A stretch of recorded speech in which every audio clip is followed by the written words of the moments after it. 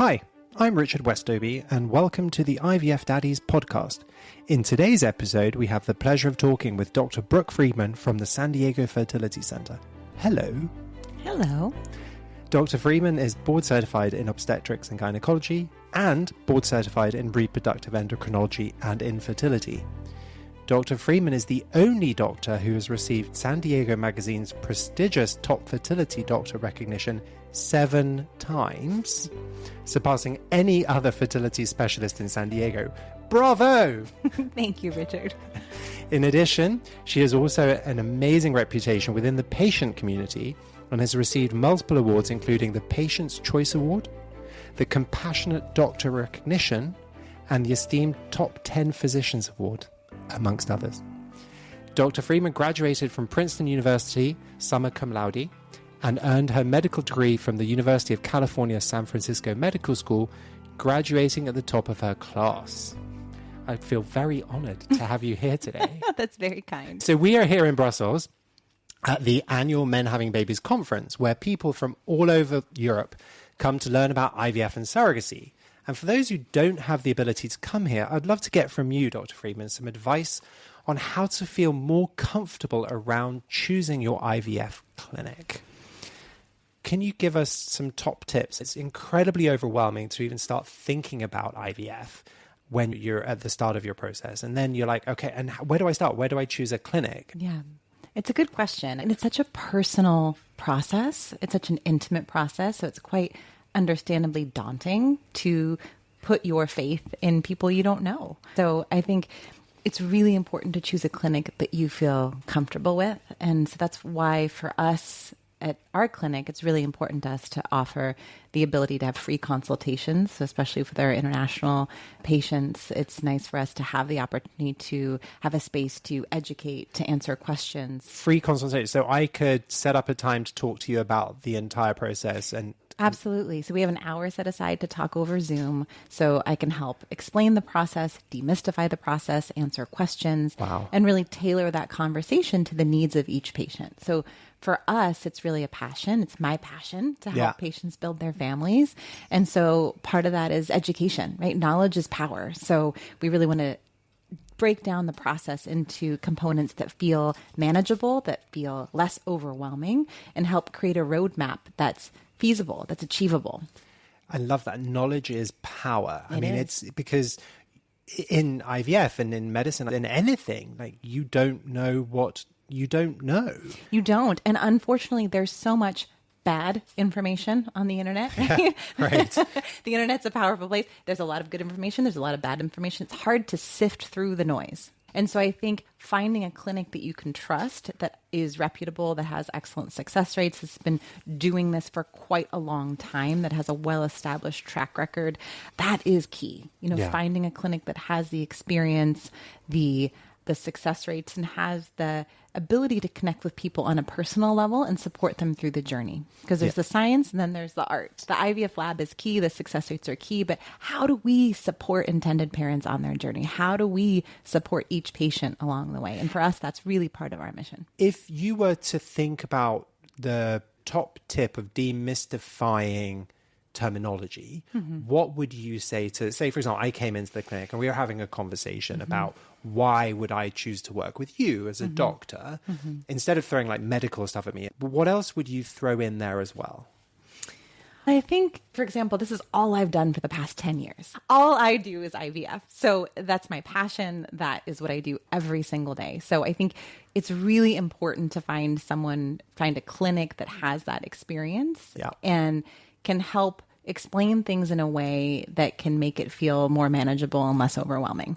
And I think what's important is it's not one size fits all. Everyone's journey is different. And we know that an IVF, particularly with third party reproduction, if it's egg donation and surrogacy, can be overwhelming. So it's our job to make it easier, not make it harder. Third party reproduction meaning? Meaning using either sperm donation, egg donation, or a surrogate, in contrast to what we call like autologous IVF, or someone that's like, for example, a heterosexual couple struggling with infertility where a woman's using her own eggs, her partner's sperm, and then transferring back to her. Okay, uterus. So there's a third party That's involved. exactly right. Okay, great. So that's what third party is. Exactly. Okay. What is the difference in IVF between those cohorts of people that you were just talking about? It's so different for everyone. And I think for us, we help so many different types of patients. I have women who are single intended mothers by choice. I have single intended fathers. I have same-sex female couples, same-sex male couples. So the most important thing for patients to understand is they are not alone. I think especially perhaps a couple facing infertility, it can feel very isolating. It can feel like you're the only one going through this process. And it's just not true. 1 out of every 8 couples struggles with infertility. So it's a staggering number. You're not alone, and there is a path forward. We're here to help.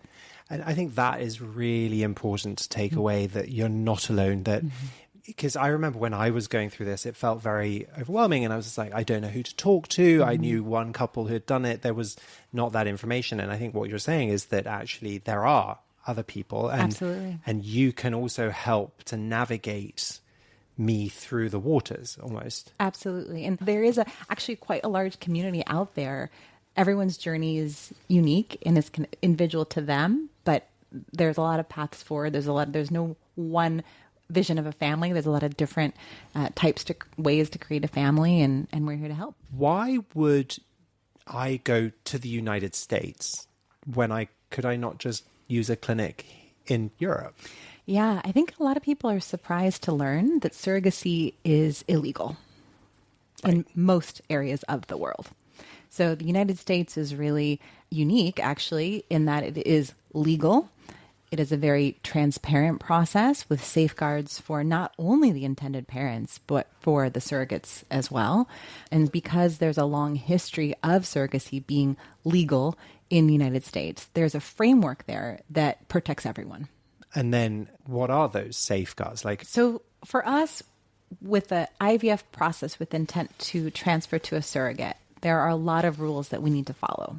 And some of those rules are created by the FDA in the United States. What is the FDA? So the Food and Drug Administration basically has certain rules or guidelines in terms of what infectious disease needs to be checked, for example, for someone providing sperm. When are those tests done in relationship to embryo creation or sperm freezing? How do we screen a surrogate? So there are so many rules that we are very experienced in following, because this is sort of core to what we do. This is our bread and butter. We're doing this every day.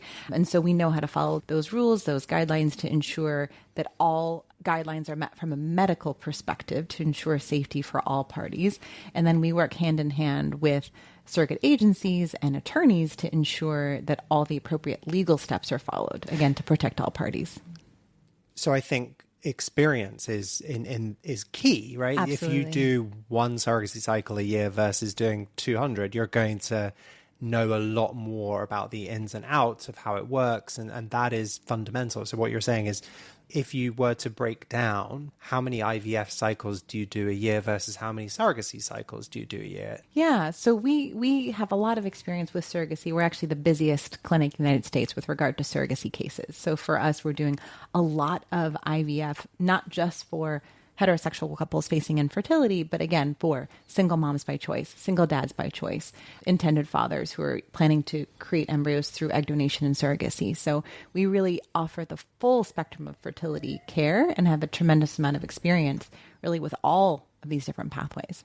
And I guess one of the questions that springs to mind is it only gay men going through surrogacy, or who are your patients? So we're helping a lot of different kinds of patients. For example, I see a lot of patients who are either single women who have struggled with infertility or a heterosexual couple struggling with infertility. And for me, I am fortunate to have children, and they're the light of my life. So for me, to be able to help people build their families is an incredible honor and responsibility. And I know that for couples who have already struggled with infertility, their journey has already been long, even before our first consult. So there's a tremendous amount of grief and loss through that infertility process. And we always want to be sensitive to that, because we know that this journey is not easy. And there's unfortunately sometimes a lot of trauma and loss even before we're able to meet with an individual patient. So right. For us, again, it's really my job, it's our job to help support people through that process, understanding sometimes they're coming to us very raw and struggling because they've been through already a tremendous amount of loss. And they may not have had anybody to turn to talk about it. So Absolutely. They've been sitting at home worrying. Yeah. Because as a gay man, I turned up and I was like, oh, let's have a baby. And that's wonderful. And so I think when I'm able to help my intended fathers who are coming to me saying, yay, let's proceed with this egg donation surrogacy process, that is different than, let's say, a heterosexual couple struggling with infertility or a woman who's lost her uterus. So there's a grieving process because that's a loss I that guess needs you have to be to grieved. grieve for the child you never had. The right to make space for the child you are going to have. And that's amazing. Make space for the child you're going to have. But that's not easy. And everyone's journey, that's going to take different amounts of time for different people. And I think being respectful of that's important. And we work hand in hand with mental health professionals because that's really critically important to think through this process regarding how are we going to have this conversation with our future child? What is the origin story? How are we going to be transparent? And I use the word transparent intentionally. It's not a question of disclosure. I have this conversation a lot with heterosexual couples. The question is, do we tell our child? How do we tell our child? And I always encourage, there's a negative connotation to disclosure that sort of implies there's something negative that needs to be shared. That's why I'm saying transparency, meaning being honest, being open. There's nothing to be embarrassed about. There's nothing shameful about this process of going through IVF, using an egg donor, for example, or using a surrogate. There's just different ways of building a family. And this is the thing. Why is there the taboo that if you can't have a child, then you go through IVF, you're a failure? I'm like, I don't understand that.